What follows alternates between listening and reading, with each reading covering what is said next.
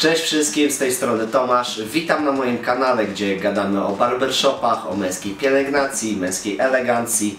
W dzisiejszym odcinku chciałbym Wam opowiedzieć o wynikach pewnej ankiety, którą przeprowadziłem parę dni temu. Dzisiaj chciałem wrzucić na warsztat temat dawania napiwków barberom. Jak to wygląda tutaj w Polsce, ale również za granicą. Zapytałem w niej o to, czy dalibyście napiwek swojemu barberowi. Jeżeli tak, to ile i właściwie dlaczego? A jeżeli nie, to też poprosiłem o uargumentowanie tego wszystkiego. Rozkolportowałem tę ankietę po różnych grupach, męskich grupach, gdzie wiedziałem, że można spotkać amatorów wizyt w barbershopach. Zatem były to grupy brodaczy, były to grupy poświęcone męskim kosmetykom, a także grupy poświęcone męskiej modzie, designowi itd. Ostatecznie w ankiecie wzięło udział ponad 300 osób, dokładnie 339. Po kilku dniach, bo była to ankieta, którą rozkolportowałem po polskich grupach, pomyślałem sobie, w sumie fajnie byłoby też poznać zdanie zagranicznych amatorów wizyt w barbershopach, zatem znalazłem takie dwie dosyć potężne grupy właśnie skupiające brodaczy i tam zadałem to samo pytanie, tylko że oczywiście po angielsku. Na to krótkie pytanie odpowiedziało mi ponad 100 osób, dokładnie 167. Dzisiaj chciałbym się z Wami podzielić wynikami tej ankiety i trochę poreflektować ten temat. Zaciekawił mnie ten temat, ponieważ przyjęło się w Polsce nagradzać jednak napiwkiem za dobrze wykonaną usługę część zawodów. Zatem napiwek dostanie barman, który przez północy lał nam wódę i wysłuchiwał naszych żali. Napiwek dostanie kelner, który doradzi, jakie wino dobrać do kolacji z ukochaną. Napiweczek dostanie również dostawca pizzy, jeżeli w sobotni wieczór przyjedzie pół godziny wcześniej. Z mojej perspektywy sprawa obija się tak naprawdę o dwie zasadnicze kwestie. Według mnie, po pierwsze, napiwek musi być dobrowolny. Szczerze powiedziawszy, nie do końca na przykład przepadam za knajpami, w których napiwek jest, że tak powiem, doliczany odgórnie. No chyba że mamy do czynienia z większą rezerwacją na większą ilość osób. Pamiętam, jak za szczeniaka pracowałem w gastronomii i któregoś razu właścicielka knajpy, w której kelnerowałem, stwierdziła, że napiwki będą obligatoryjnie doliczane do zamówienia. Koniec końców nie przyjął się ten pomysł, no bo my jako załoga właśnie zaoponowaliśmy, stwierdziliśmy, że jednak napiwki powinny być dobrowolne, napiwki powinny otrzymywać osoby, które wykonały dobry serwis. Serwis na wyższym poziomie niż się oczekuje. I to jest ta druga właśnie kwestia.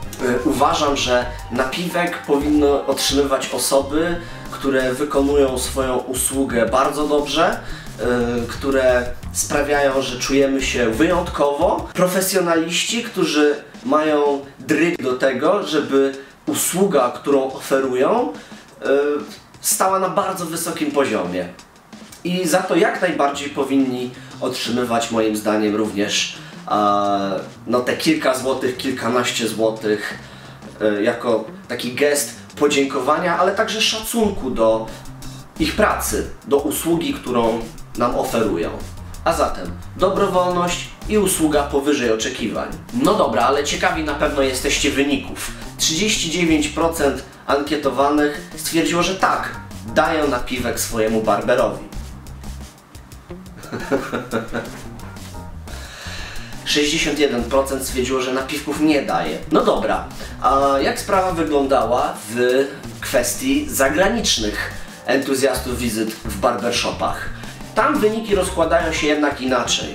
Okej, w ankiecie wzięło udział połowę mniej osób niż w polskich warunkach, ale wynik 167 ankietowanych uważam, że za całkiem sensowny i w miarę miarodajny. I w tym wypadku 81% stwierdziło, że tak, dajemy napiwki. Przyjrzałem się też konkretnym odpowiedziom, uzasadnieniom dla dawania bądź nie dawania napiwków. I jeżeli chodzi o kolesi, którzy dają napiwki barberom, najczęściej argumentowali to w ten sposób, że tak, daję napiwek, jeżeli dostanę naprawdę fajną usługę. Jeżeli usługa jest powyżej moich oczekiwań, daję napiwek. Inni pisali, że jest to dla nich kwestia przyzwyczajenia. Daję napiwek kelnerowi, daję napiwek pizzermanowi, daję napiwek barberowi. Inni z kolei pisali o kwotach, jakie przysługują, że tak powiem, za usługę w formie napiwku. Bardzo często w odpowiedziach pojawiał się również motyw dokładania do pełnej kwoty. Na przykład, jeżeli usługa barberska kosztowała 40 zł, klient dawał 10 zł napiwku, żeby dorównać do 5 dych. Inni rzucali już mniejsze sumy, kilka złotych, ale mówili, no tyle ile mam drobnych w portfelu, tyle rzucę. Ciekawa była perspektywa kolesi, którzy strzygli się w barberach, na przykład w Filipinach, gdzie ta usługa jest stosunkowo tania, a nawet bardzo tania, bo strzyżenie kosztuje 2, góra 3 dolary. Tam panowie dorzucają drugie tyle i w zamian dostają naprawdę już ekstra usługę, czyli na przykład masaż głowy.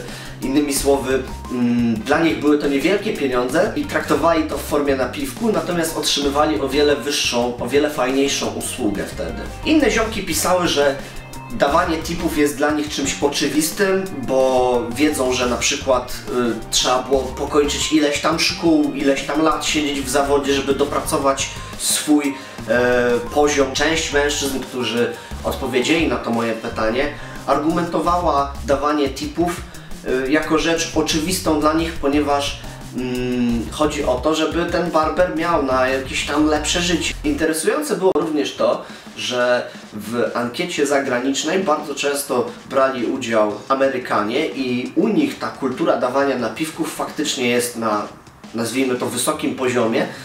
Większość Amerykanów pisała, że tak, daje kilka, nawet kilkanaście dolarów napiwku. Bardzo często napiwek za usługę przekraczał tak naprawdę wartość usługi, nominalną wartość usługi. Z kolei mężczyźni z wysp, z Wielkiej Brytanii często mówili o tym, że nie dają napiwków, ponieważ w Anglii nie daje się napiwków.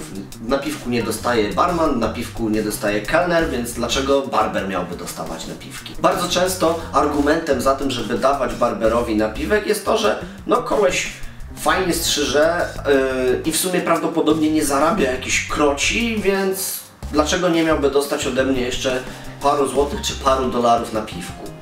Z kolei mężczyźni, faceci, którzy nie dawali napiwków, najczęściej argumentowali to tym, że usługa barberska jako taka już jest droga, więc stwierdzają, że napiwek jest tak naprawdę w tę usługę już wliczony. Jeden koleś napisał, że nie daje napiwku, ponieważ tak naprawdę nie rozlicza się bezpośrednio z barberem, tylko idzie do kasy i płaci w kasie za daną usługę. Zatem jest to dla niego powód, dla którego nie daje napiwku. Bardzo często oczywiście pojawił się motyw nie daje napiwków, bo mi nikt nie daje napiwków. Słuchajcie, jak widzicie, temat jest bardzo gorący, pełen różnych opinii, różnych odcieni tych opinii. Moim zdaniem najważniejsze w tej dyskusji jest to, że po pierwsze nie ma żadnego przymusu tak naprawdę dawania napiwków, a z drugiej strony nie ma też specjalnego piętnowania osób, które uważają, że nie będą płaciły nic ekstra. Bardzo pozytywnie zaskoczył mnie poziom kultury, zarówno na polskich grupach facebookowych, jak i zagranicznych grupach. Nie było tam żadnego wyzywania się z jednej strony od burżui czy skner z drugiej strony, co uważam jest bardzo, bardzo pozytywne. Na koniec perspektywa barberska. Zapytałem mojej koleżanki barberki: słuchaj, jak to jest w końcu z tymi typami, jak to jest z tymi napiwkami, dają, nie dają? Wspomniała o tym, że kiedy pracowała w większym mieście, no to faktycznie wykręcała z napiwków połowę pensji. No nie przypomina to może legendarnych napiwków, które otrzymywali krupierzy i barmani z sopockiego Monte Cassino, ale półtorej pensji w dalszym ciągu brzmi nieźle, co? Dajcie znać w komentarzach, co sądzicie na temat tego tematu. Dyskusja w dalszym ciągu trwa. Jeżeli jesteście zwolennikami dawania napiwków, dajcie znać. Jeżeli jesteście opcją nie daję, to też. A jeżeli jesteście barberami, koniecznie też napiszcie, jak to w waszym wypadku wygląda. Czy wasi klienci dają wam napiwki, jak na to reagujecie, czy w ogóle przyjmujecie napiwki. wszystko to napiszcie mi w komentarzach. Jeżeli macie jakiś fajny pomysł na filmik, który mógłbym zrealizować, dawajcie znać, z przyjemnością się za to zabiorę. Na tę chwilę powoli się z wami żegnam. Pamiętajcie o tym, że na dole jest lista, na którą możecie się zapisać w oczekiwaniu na moje najnowsze produkty, już niebawem, już niedługo. Jeżeli jesteście barberami, jest osobna lista, jeżeli chcielibyście otrzymać ode mnie próbki. Śledźcie mnie na Instagramie, śledźcie mnie na Facebooku. Jeżeli podobał wam się dzisiejszy odcinek, koniecznie dajcie mi suba. Ja się z wami żegnam, dziękuję bardzo, pozdrawiam serdecznie, cześć!